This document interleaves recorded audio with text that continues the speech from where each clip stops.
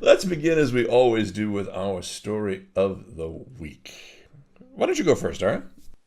Yeah, I mean, this is a small one, I think, in the grand scheme of things. But Iceland have called a general election this week, and this is in response to the Panama Papers. Remember those? So, with the revelations about the tax havens and globalized tax avoidance, and the one that implicated David Cameron's father, among many other people.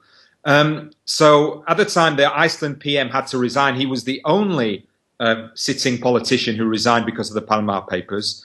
There were huge protests in the streets or there have been in Iceland, and his replacement has had to call a snap election in response.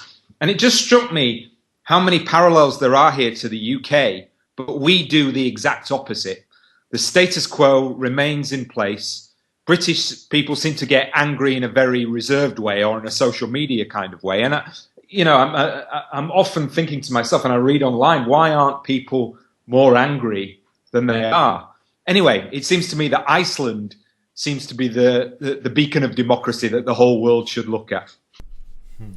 Interesting. Yeah, they really and I can remember going all the way back. When they had the financial crisis, they shut down the banks. They took control. So they put back some of the bankers in prison as well. They did. Nobody else has put bankers in prison except for low-level officials.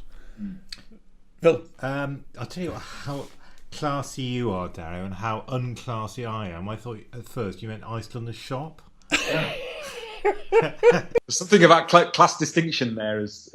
My favourite story of the week is a poll, right? Okay. Of what voters believe are important things, and these are EU voters, right?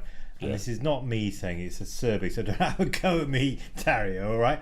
So Leave, right, is number one is HP Source, followed by Bisto, followed by ITV News, followed by the Health Lottery, followed by Birdseye.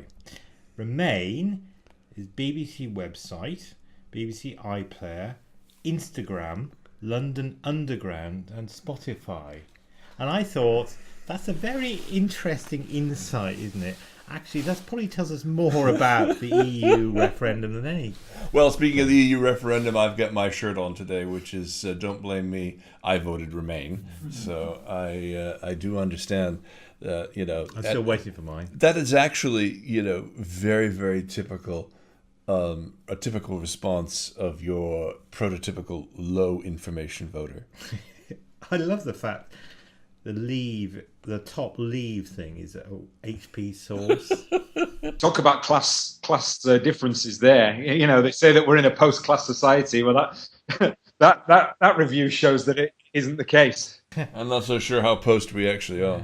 Well, my story was really kind of interesting. There's a woman in Bangor here in Wales, North Wales, and her name is Diane Cartwright, and she padlocked herself to the door of an EE cell phone shop. Now, EE is a cell phone provider like Vodafone, or I'm trying to think of a Verizon in the States. I mean, they're fairly big, and she has a pet grooming business.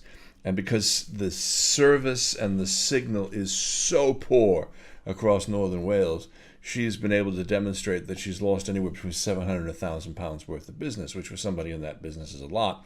So she's basically demanding that EE let her leave and that she be given what's called a PAC code or a PUC code. I can't remember. PAC code. And they're not doing that. And so she basically said, screw it.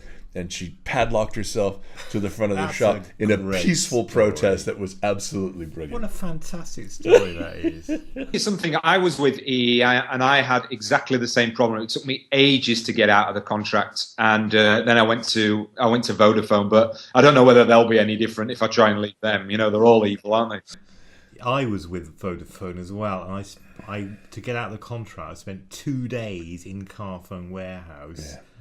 And they did a good job, but they were ringing and ringing and ringing. Oh, it's terrible. They're all terrible. And this woman was saying that she's invested something like 74 hours trying to get out of this contract.